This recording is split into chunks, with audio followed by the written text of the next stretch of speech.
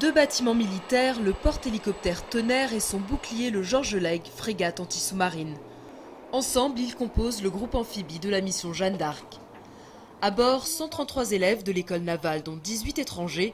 Leur objectif, passer 5 mois en mer en immersion totale pour devenir officier de la marine nationale de demain.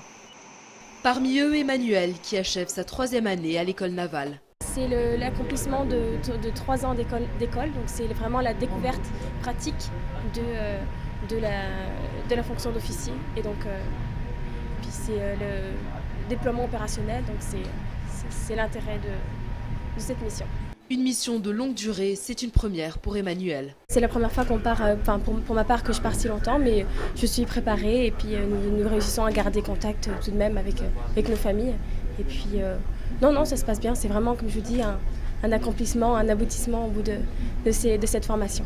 Pour Raphaël, qui veut devenir commando, la marine était un choix évident.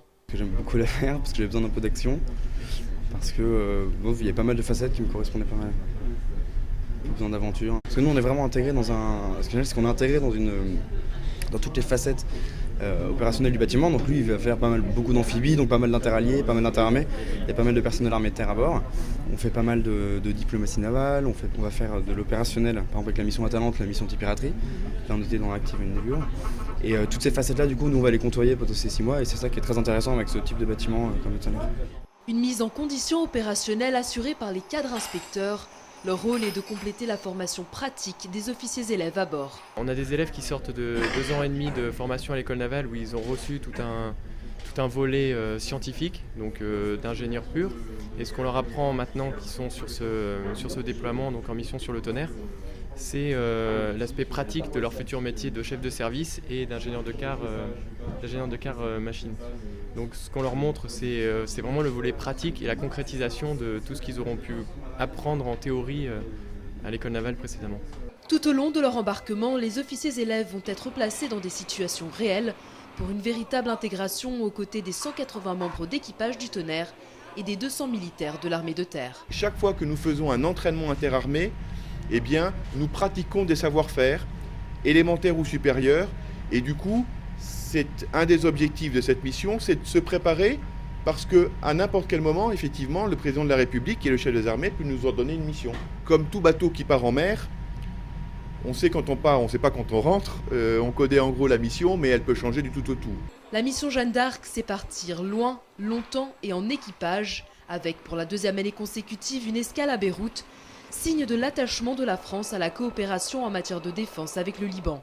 On se trouve à l'intérieur du radier du BPC Tonnerre, prêt à embarquer sur ces chalands qui se trouvent juste derrière moi, qui vont transporter les troupes et les véhicules vers la plage de Mahamelten pour un exercice amphibie avec les forces armées libanaises.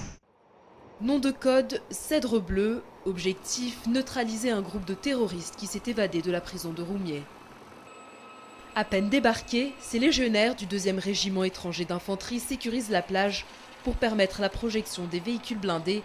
Simultanément, le raid des commandos marines libanais est déclenché. Quelques minutes plus tard, des troupes supplémentaires sont déployées, appuyées par les hélicoptères d'attaque. Pour cette 2e édition de l'exercice Cèdre Bleu, des moyens maritimes, aériens et terrestres sont mis en œuvre pour une véritable coopération interarmée et interalliée des forces libanaises et françaises. C'est un exercice qui s'inscrit dans le cadre de la coopération bilatérale entre les deux pays et dont le but est de développer et d'échanger les connaissances. Mission accomplie pour les forces, les objectifs adverses ont été saisis et neutralisés. Si le scénario est fictif, ce type de menace est lui bien réel. C'était une démonstration, donc forcément c'était préparé. C'est sûr qu'une menace asymétrique, c'est exactement le type de menace qu'on rencontre maintenant. Et du coup, ça a donné un côté intéressant à cette démonstration puisque ça nous permet de travailler dans tous les cas sur une menace qu'on a l'habitude de rencontrer. Dès la fin des manœuvres, le groupe Jeanne d'Arc reprend le large pour la suite de sa mission. Direction le golfe arabo-persique, l'océan Indien et la mer de Chine, avant un retour en France prévu en juillet.